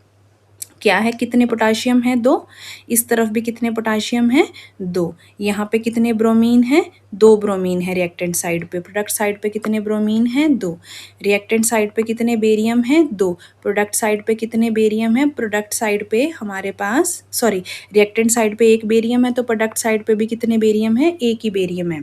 रिएक्टेंट साइड पे कितने आयोडीन है, 2, तो प्रोडक्ट साइड पे भी कितने आयोडीन है, 2, तो इसका मतलब ये क्या हो गई हमारी फाइनल बैलेंस्ड केमिकल इक्वेशन। तो आइए आइडेंटिफाई करते हैं कि ये कौन सी टाइप ऑफ रिएक्शन है। इसमें तो पिछली इक्वेशंस में हमें पूछा नहीं गया था, हमने वैसे ही डिस्कस किया था, लेकिन यहाँ पे तो आपको पूछा भी किया है कि ये कौन सी टाइप ऑफ रिएक्शन है। आइए देखते हैं, यहाँ पे अगर हम बात करें तो K positive, Br negative ions हो गए, Ba+2 I नेगेटिव आयंस हो गए। तो यहाँ पे हुआ क्या, ये जो पोटाशियम आयंस हैं ये किसके साथ कंबाइन करेंगे, आयोडाइड आयंस के साथ कंबाइन करेंगे और क्या बनाएंगे, पोटाशियम आयोडाइड। और ये जो ब्रोमाइड आयंस हैं ये किसके साथ कंबाइन करेंगे, बेरियम आयंस के साथ, और क्या बनाएंगे, बेरियम ब्रोमाइड बनाएंगे ना। तो इसका मतलब क्या हुआ, यहाँ पे क्या हुआ, exchange of ions between the compounds. तो इसका मतलब ये क्या हो गई, double displacement reaction, 2 displacements at one time. चलिए इसके नेक्स्ट पार्ट पे चलते हैं। हमने क्या करना है, बैलेंस्ड केमिकल इक्वेशन लिखनी है और साथ में क्या करना है, रिएक्शन को आइडेंटिफाई करना है। तो चलिए आइए देखते हैं, रिएक्शन किस में है, जिंक कार्बोनेट ZnCO3, ZnCO3 आगे किस में ब्रेक हुई, जिंक ऑक्साइड में ZnO प्लस साथ में क्या निकली, कार्बन डाइऑक्साइड। चलिए सबसे पहले इस इक्वेशन को बैलेंस करते हैं। रिएक्टेंट साइड पे कितने जिंक हैं, 1, प्रोडक्ट साइड पे कितने जिंक हैं, 1, रिएक्टेंट साइड पे कितने कार्बन हैं, 1, प्रोडक्ट साइड पे कितने कार्बन हैं, 1, रिएक्टेंट साइड पे कितने ऑक्सीजन है, 3, प्रोडक्ट साइड पे भी कितने ऑक्सीजन है, 3। तो इसका मतलब ये जो इक्वेशन है ये ऑलरेडी क्या है, बैलेंस्ड केमिकल इक्वेशन है। और अगर इस इक्वेशन को हम ध्यान से देखें, यहाँ पे हुआ क्या है, यहाँ पे जो हमारा जिंक कार्बोनेट है वो आगे किस में ब्रेक हुआ है, जिंक ऑक्साइड में और कार्बन डाइऑक्साइड में। तो इसका मतलब क्या हुआ, यहाँ पे एक कंपाउंड आगे सिंपलर सब्सटेंसेस में क्या हुआ है, ब्रेक हुआ है। और ये कब ब्रेक होता है, जब हम इसको क्या करते हैं, हीट करते हैं। तो इसका मतलब ये कौन सी रिएक्शन हो गई, थर्मल डिकम्पोजिशन, जिसमें एक कंपाउंड जब हम उसको हीट एनर्जी देते हैं तो वो सिंपलर सब्सटेंसेस में क्या करता है, ब्रेक करता है। ऐसी टाइप ऑफ रिएक्शन को क्या बोला जाता है, डिकम्पोजिशन रिएक्शन। और जो ये हमारा जिंक ऑक्साइड है ये एक सॉलिड क्या होता है, रेसिड्यू होता है। जिंक ऑक्साइड क्या होता है, एक सॉलिड रेसिड्यू। रेसिड्यू मैंने आपको पहले बताया ही था, रेसिड्यू क्या होता है, solid substance left behind after the reaction. Reaction के बाद अगर कोई सॉलिड नीचे बच जाता है तो उसको क्या बोला जाता है, उसको बोला जाता है रेसिड्यू। चलिए आगे चलते हैं। नेक्स्ट इक्वेशन हमारे पास क्या है, right the balanced chemical equation for hydrogen gas. Hydrogen gas ने और क्लोरीन गैस ने आपस में मिलके क्या बनाया, हाइड्रोजन क्लोराइड बनाया। हमें क्या करनी है, इसकी बैलेंस्ड केमिकल इक्वेशन लिखनी है। यहाँ पे कितने हाइड्रोजन हैं, 2, यहाँ पे कितने हाइड्रोजन हैं, प्रोडक्ट साइड पे 2, 1। तो इसकी बैलेंसिंग करने के लिए मुझे यहाँ पे क्या लगाना पड़ेगा, 2 लगाना पड़ेगा। अगर हम रिएक्टेंट साइड की बात करें, कितने क्लोरीन हैं, 2, और अब प्रोडक्ट साइड पे भी कितने क्लोरीन हो गए, 2, 2 हाइड्रोजन 2 हाइड्रोजन, 2 क्लोरीन 2 क्लोरीन। तो इसका मतलब ये हमारी क्या हो गई, फाइनल बैलेंस्ड केमिकल इक्वेशन हो गई। तो इस इक्वेशन की अगर हम बात करें, यहाँ पे क्या हुआ है, 2 सब्सटेंसेस ने आपस में कंबाइन करके क्या बनाया है, एक सिंगल प्रोडक्ट बनाया है। तो ऐसी रिएक्शन को क्या बोला जाता है, कॉम्बिनेशन रिएक्शन। तो जब ये रिएक्शन होती है तो क्या निकलती है, हीट एनर्जी बाहर निकलती है। ऐसी रिएक्शन को क्या बोला जाता है, एक्सोथर्मिक। जैसे जिस रिएक्शन में हीट एंटर करती है उसको क्या बोला जाता है, एंडोथर्मिक। मतलब ये जो पीछे हमने रिएक्शन की थी ये कौन सी थी, एंडोथर्मिक। चलिए अब इसके नेक्स्ट पार्ट पे चलते हैं, देखते हैं नेक्स्ट पार्ट क्या है। Right the balanced chemical equation and identify the type of reaction. हमें इस इक्वेशन को एक तो बैलेंस करना है और दूसरा क्या बताना है कि ये कौन से टाइप की रिएक्शन है। आइए देखते हैं किस किस में रिएक्शन है। Reaction between magnesium and hydrochloric acid. जब मैग्नीशियम और हाइड्रोक्लोरिक एसिड आपस में रिएक्ट करेंगे तो क्या होगा, मैग्नीशियम क्लोराइड बनेगा MgCl2 और साथ में क्या बाहर निकलेगी, हाइड्रोजन गैस बाहर निकलेगी। तो अगर हम इसकी बैलेंसिंग देखें तो रिएक्टेंट साइड पे कितने मैग्नीशियम है, एक मैग्नीशियम है। प्रोडक्ट साइड पे कितने मैग्नीशियम है, एक मैग्नीशियम का एटम है। दोनों तरफ मैग्नीशियम क्या हो गए, बैलेंस्ड हो गए। अब हम हाइड्रोजन की बात करें, रिएक्टेंट साइड पे कितने हाइड्रोजन हैं, एक, लेकिन प्रोडक्ट साइड पे कितने हाइड्रोजन हैं, दो। तो हाइड्रोजन की बैलेंसिंग के लिए मैं रिएक्टेंट साइड पे क्या लगा दूंगी, दो लगा दूंगी। तो यहाँ पे भी दो हाइड्रोजन हो गए और प्रोडक्ट साइड पे भी कितने हाइड्रोजन हो गए, दो हाइड्रोजन हो गए। तो चलिए आइए देखते हैं क्लोरीन कितने हैं, रिएक्टेंट साइड पे दो क्लोरीन है और प्रोडक्ट साइड पे भी कितने क्लोरीन है, दो क्लोरीन है। तो इसका मतलब यहाँ पे ये हमारी इक्वेशन क्या हो गई, बैलेंस हो गई। अगर हम बात करें टाइप ऑफ केमिकल इक्वेशन की, तो अगर हम यहाँ पे बात करें, जो मैग्नीशियम मेटल है वो हाइड्रोजन से ज़्यादा क्या है, रिएक्टिव है। तो मैग्नीशियम क्या कर देगा, हाइड्रोजन को उसकी जगह से क्या कर देगा, डिस्प्लेस कर देगा और उसकी जगह पे क्या बना देगा, मैग्नीशियम क्लोराइड बना देगा। और साथ में बाहर कौन सी गैस निकलेगी, हाइड्रोजन गैस बाहर निकलेगी। और ये मैंने आपको पहले भी बताया था कि ये जो साथ में S लगा हुआ है ये क्या बता रहा है, मैग्नीशियम की स्टेट बता रहा है कि मैग्नीशियम सॉलिड स्टेट में है, HCl एक्वस सॉल्यूशन है, MgCl2 भी हमें क्या मिला, एक्वस सॉल्यूशन मिला और साथ में हाइड्रोजन गैस निकली बाहर। तो इसका मतलब ये कौन सी इक्वेशन हो गई, ये कौन सी रिएक्शन हो गई, डिस्प्लेसमेंट रिएक्शन हो गई। और जब ये रिएक्शन होती है तो हीट बाहर निकलती है, तो साथ के साथ में इसका मतलब ये क्या हो गई, एक्सोथर्मिक रिएक्शन। चलिए आइए नेक्स्ट क्वेश्चन देखते हैं। What does one mean by exothermic and endothermic reaction, give example. हमने बताना है कि एक्सोथर्मिक और एंडोथर्मिक रिएक्शंस क्या होती हैं, किसकी हेल्प से, एग्जाम्पल की हेल्प से। तो चलिए सबसे पहले देखते हैं एक्सोथर्मिक रिएक्शन कौन सी होती है। एक्सोथर्मिक रिएक्शन वो केमिकल रिएक्शन होती है जिसमें हीट बाहर निकलती है, हीट रिलीज होती है। एक्सो से आप याद रख लीजिए एग्जिट, जिस रिएक्शन में हीट बाहर निकले वो कौन सी रिएक्शन होती है, एक्सोथर्मिक रिएक्शन होती है। और इसकी हमें एक एग्जाम्पल देनी है। एग्जाम्पल में हम क्या लेंगे, हम एग्जाम्पल में लेंगे बर्निंग ऑफ नेचुरल गैस की एग्जाम्पल लेंगे। जो नेचुरल गैस होती है वो मेनली क्या होती है, मीथेन होती है। जब मीथेन बर्न होती है, बर्निंग के लिए उसको क्या चाहिए, ऑक्सीजन चाहिए। जब मीथेन बर्न होती है तो कौन कौन सी गैस बाहर निकलती है, कार्बन डाइऑक्साइड गैस बाहर निकलती है और क्या बनता है, वाटर बनता है। लेकिन साथ में क्या निकलती है, हीट बाहर निकलती है। तो अगर हीट बाहर निकल रही है तो ये कौन सी रिएक्शन हुई, एक्सोथर्मिक रिएक्शन। जब बर्निंग होती है मीथेन की तो जो एनर्जी है बाहर हीट और फ्लेम की फॉर्म में निकलती है। तो इसका मतलब ये किसकी रिएक्शन हो गई, एक्सोथर्मिक रिएक्शन की एग्जाम्पल हो गई। आइए चलते हैं आगे एंडोथर्मिक रिएक्शन पे। एंडोथर्मिक रिएक्शन वो केमिकल रिएक्शन होती है जिसमें क्या होता है, जो हीट है वो एब्जॉर्ब हो रही है। एब्जॉर्ब का मतलब हीट क्या करेगी, एंटर। एंडोथर्मिक से आप याद रख लीजिए एंटर। अगर तो हीट एग्जिट करे तो वो एक्सोथर्मिक रिएक्शन, अगर हीट एंटर करे तो वो कौन सी रिएक्शन है, एंडोथर्मिक रिएक्शन है। एंडोथर्मिक रिएक्शन क्या होती है, ऐसी रिएक्शन जिसको करवाने के लिए हमें बाहर से क्या देनी पड़े, एनर्जी देनी पड़े। ऐसी रिएक्शन क्या होती है, एंडोथर्मिक रिएक्शन। अगर हम इसकी बात करें, इसकी एग्जाम्पल की बात करें तो इसमें हमने किसकी एग्जाम्पल ली, कैल्शियम कार्बोनेट की एग्जाम्पल ली। कैल्शियम कार्बोनेट की डीकम्पोजिशन के लिए बेसिकली ये जो एग्जाम्पल है ये किसकी है, डीकम्पोजिशन रिएक्शन की एग्जाम्पल है। कैल्शियम कार्बोनेट की डीकम्पोजिशन के लिए हम इसको क्या देंगे, हीट देंगे। जब हम इसको हीट देंगे तो ये एक से ज़्यादा सिंपलर सब्सटेंसेस में क्या हो जाएगा, ब्रेक हो जाएगा और हमें क्या मिलेगा, कैल्शियम ऑक्साइड मिलेगा और साथ में क्या निकलेगी, कार्बन डाइऑक्साइड गैस बाहर निकलेगी। तो ये एग्जाम्पल थी एंडोथर्मिक रिएक्शन की। चलिए नेक्स्ट क्वेश्चन पे चलते हैं। नेक्स्ट क्वेश्चन क्या है, why is respiration considered an exothermic reaction, explain. कहता है रेस्पिरेशन को एक्सोथर्मिक रिएक्शन क्यों बोला जाता है। एक्सोथर्मिक रिएक्शन वो रिएक्शन होती है जिसमें हीट क्या करती है, एग्जिट करती है। मतलब हीट कहाँ निकलती है, बाहर निकलती है। तो अगर रेस्पिरेशन में भी जो एनर्जी है वो बाहर निकल रही है तो इसका मतलब रेस्पिरेशन की प्रोसेस भी क्या हो गई, एक्सोथर्मिक प्रोसेस हो गई। तो चलिए अब सबसे पहले ये समझते हैं कि रेस्पिरेशन की प्रोसेस होती क्या है?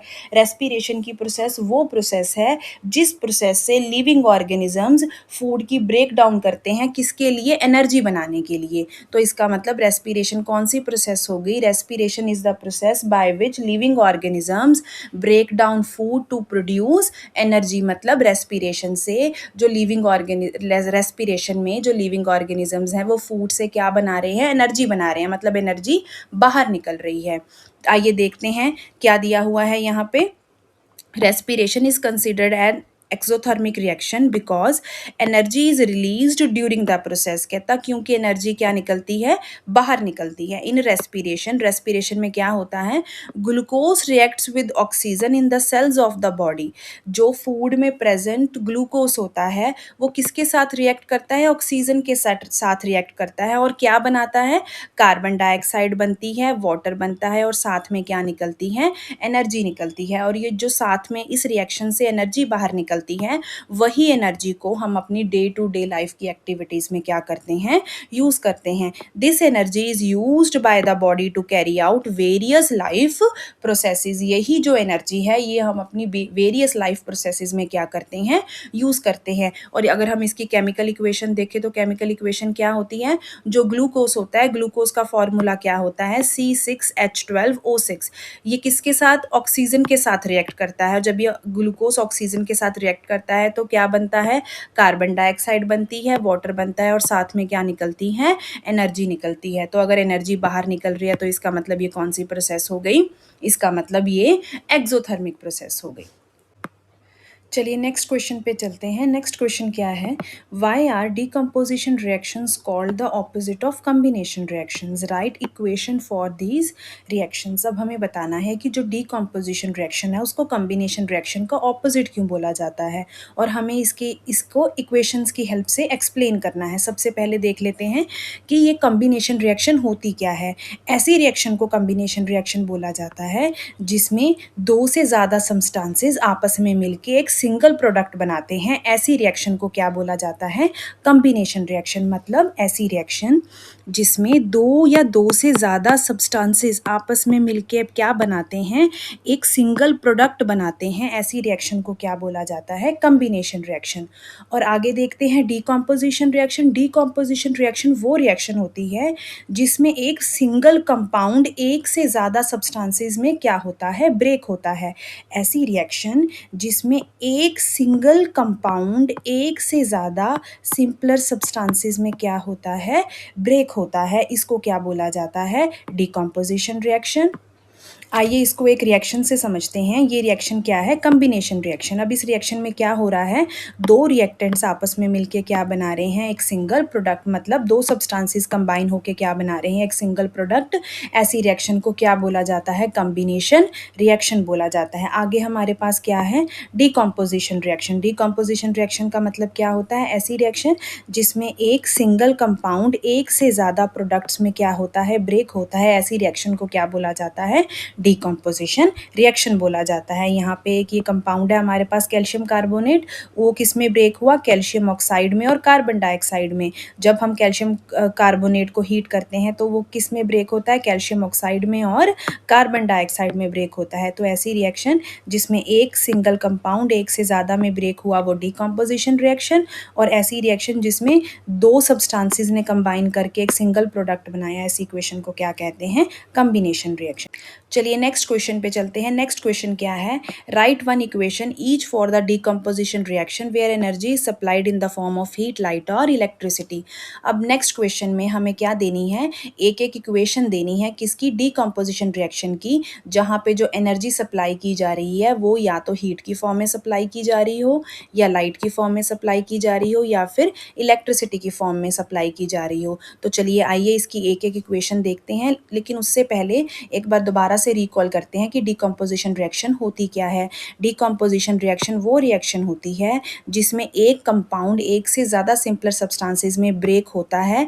किसकी हेल्प से? एनर्जी की हेल्प से। ये जो एनर्जी हम उसको सप्लाई कर रहे हैं ये चाहे तो हीट की फॉर्म में हो, चाहे लाइट की फॉर्म में हो, चाहे इलेक्ट्रिसिटी की फॉर्म में हो। तो ऐसी रिएक्शंस को क्या बोला जाता है? Decomposition reaction. तो चलिए हम इन तीनों की एक एक एग्जाम्पल करते हैं। सबसे पहले हम करेंगे decomposition by heat. Decomposition decomposition by heat का मतलब क्या है कि जो कंपाउंड है वो सिंपलर सब्सटेंसेस में किसकी हेल्प से ब्रेक हो रहा है, हीट की हेल्प से ब्रेक हो रहा है। और ऐसी डिकम्पोजिशन को क्या बोला जाता है, थर्मल डिकम्पोजिशन बोला जाता है। इसमें हम क्या लेंगे, कैल्शियम कार्बोनेट लेंगे। जब हम कैल्शियम कार्बोनेट को हीट करेंगे तो हमें क्या मिलेगा, कैल्शियम ऑक्साइड मिलेगा और साथ में क्या निकलेगी, कार्बन डाइऑक्साइड गैस बाहर निकलेगी। तो ये किसकी एग्जांपल हो गई, थर्मल डिकम्पोजिशन की। एक कंपाउंड एक से ज़्यादा सिंपलर सब्सटेंसेस में क्या हो गया, ब्रेक डाउन हो गया। चलिए अब हम चलते हैं next type of decomposition reaction के ऊपर, जो कि है डिकम्पोजिशन बाय लाइट, जिसको बोला जाता है फोटोकेमिकल डिकम्पोजिशन। डिकम्पोजिशन होती क्या है, ऐसी रिएक्शन जिसमें एक सिंगल कंपाउंड एक से ज़्यादा सिंपलर सब्सटेंसेस में क्या होता है, ब्रेक होता है। अगर वो डिकम्पोजिशन बाय लाइट है तो जो वो एक सिंगल कंपाउंड है, जब वो एक से ज़्यादा सब्सटेंसेस में ब्रेक होगा तो वो किसकी हेल्प से ब्रेक होगा, लाइट की हेल्प से ब्रेक होगा। अब इसके लिए हम एग्जांपल लेंगे डिकम्पोजिशन ऑफ सिल्वर क्लोराइड।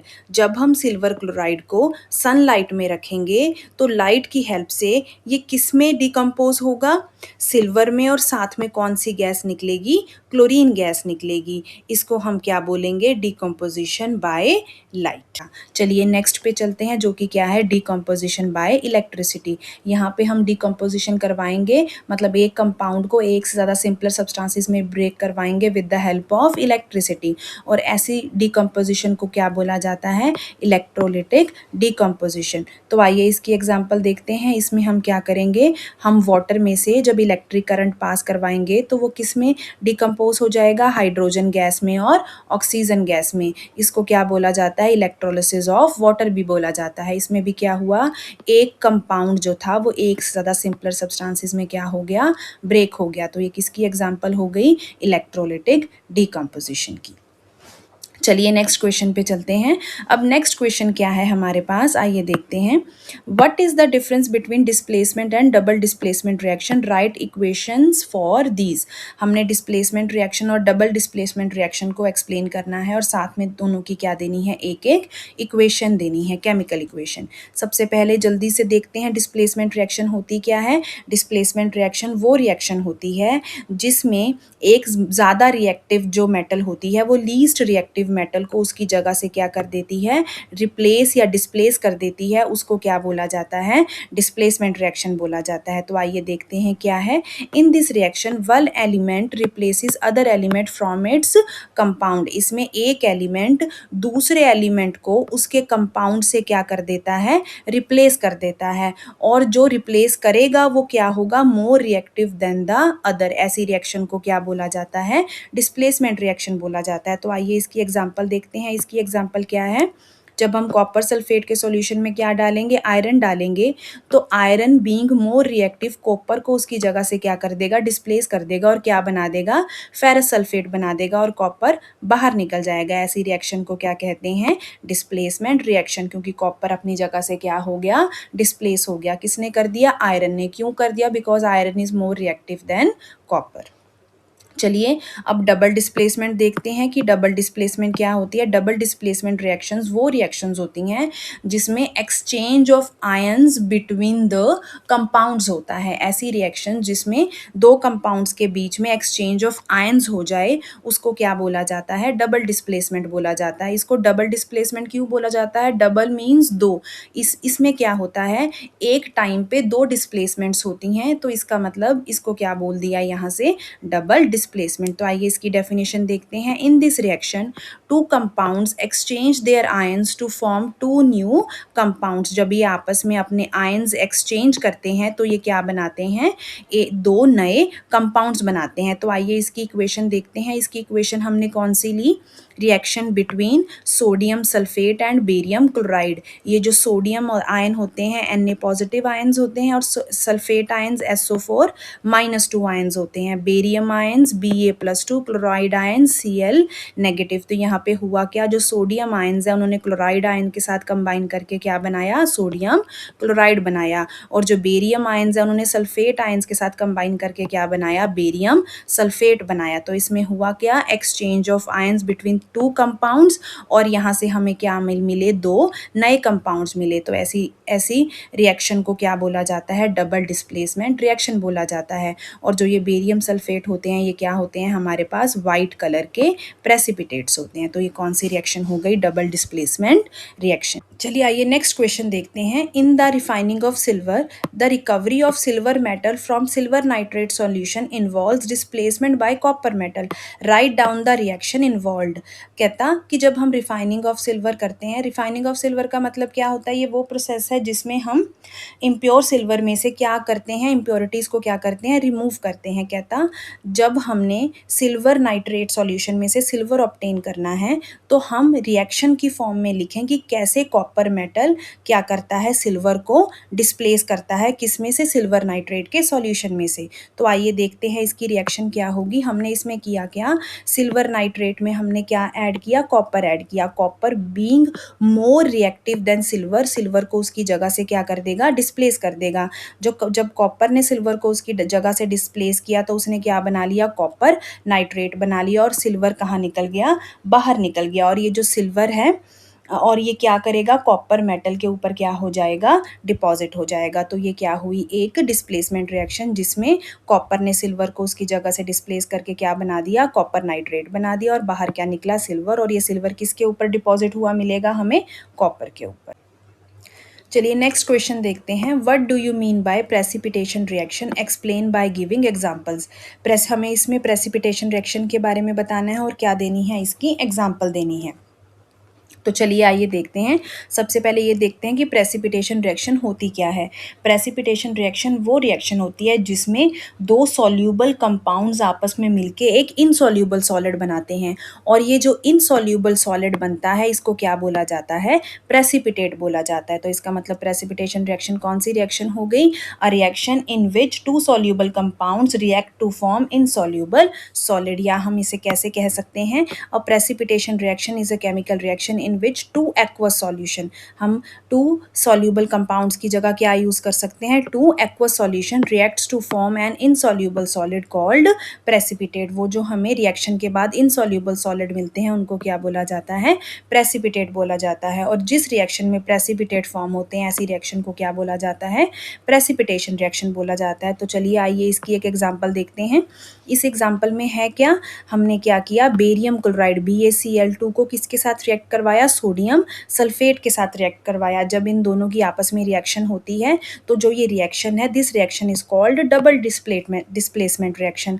अब डबल डिस्प्लेसमेंट रिएक्शन कौन सी होती है, ऐसी रिएक्शन जिसमें दो कंपाउंड्स के बीच में आयंस का एक्सचेंज होता है, ऐसी रिएक्शन को क्या बोला जाता है, डबल डिस्प्लेसमेंट रिएक्शन।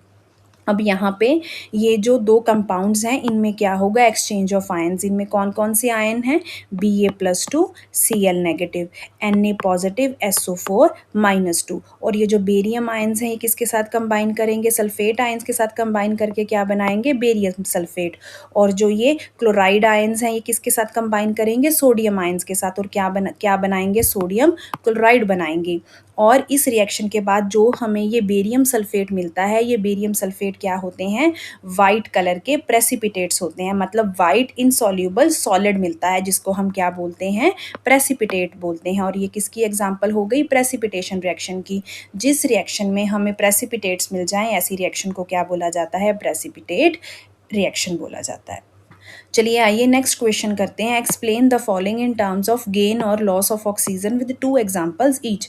इस क्वेश्चन में हमें नीचे दी हुई टर्म्स को इन टर्म्स ऑफ गेन और लॉस ऑफ ऑक्सीजन क्या करना है, एक्सप्लेन करना है विद 2 एग्जांपल्स ईच। सबसे पहले हम करते हैं ऑक्सीडेशन। ऑक्सीडेशन कौन सी प्रोसेस होती है, ऐसी प्रोसेस जिसमें सब्सटेंस ऑक्सीजन को लेता है, ऐसी प्रोसेस को क्या बोला जाता है, ऑक्सीडेशन। सो ऑक्सीडेशन क्या हो गई, oxidation is the process in which a substance gains oxygen, oxygen. चलिए आइए इसकी एग्जांपल देखते हैं। पहली एग्जांपल क्या है, जब मैग्नीशियम को ऑक्सीजन की प्रेजेंस में हीट किया जाता है तो क्या बनता है, मैग्नीशियम ऑक्साइड बनता है। इस प्रोसेस में मैग्नीशियम ने क्या किया, ऑक्सीजन को गेन किया, तो इस और वो क्या बन गया, मैग्नीशियम से मैग्नीशियम ऑक्साइड बन गया। तो ये किसकी एग्जांपल हुई, ऑक्सीडेशन की। क्यों, क्योंकि इस प्रोसेस में मैग्नीशियम ने ऑक्सीजन को क्या किया है, गेन किया है। तो मैग्नीशियम की क्या हो गई, ऑक्सीडेशन हो गई। और ऐसी प्रोसेस को क्या बोला जाता है, ऑक्सीडेशन प्रोसेस।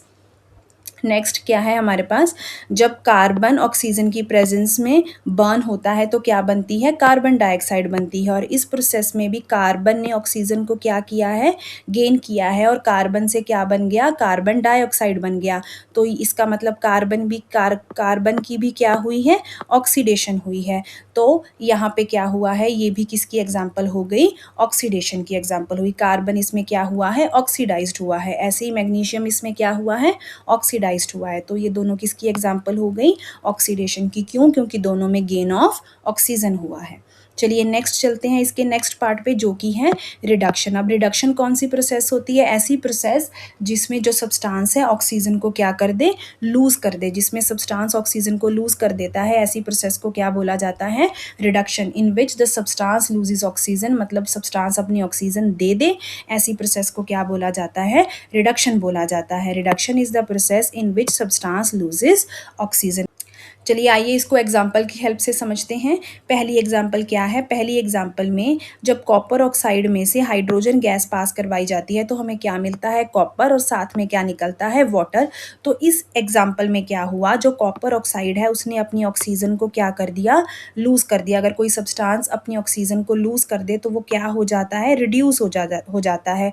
इसका मतलब ये किसकी एग्जाम्पल हुई, जिसमें सब्सटेंस लूज हो रहा है, सॉरी ऑक्सीजन लूज हो रही है, तो किसकी एग्जाम्पल हुई, रिडक्शन रिएक्शन की एग्जांपल हुई। चलिए एक और एग्जांपल देख लेते हैं। नेक्स्ट एग्जांपल हमारे पास क्या है, when zinc oxide reacts with carbon, जब जिंक ऑक्साइड कार्बन के साथ रिएक्ट करता है तो वो क्या बनाता है, जिंक प्लस कौन सी गैस निकलती है, कार्बन मोनोऑक्साइड गैस बाहर निकलती है। यहाँ भी जो जिंक ऑक्साइड है वो अपनी ऑक्सीजन को लूज करके क्या बन जाता है, जिंक बन जाता है। मतलब इसने क्या कर दी, जिंक ने अपनी ऑक्सीजन को क्या कर दिया, लूज कर दिया। मतलब ये क्या हो गया, रिड्यूस हो गया। तो ये भी किसकी एग्जांपल हो गई, रिडक्शन रिएक्शन की एग्जांपल हो गई।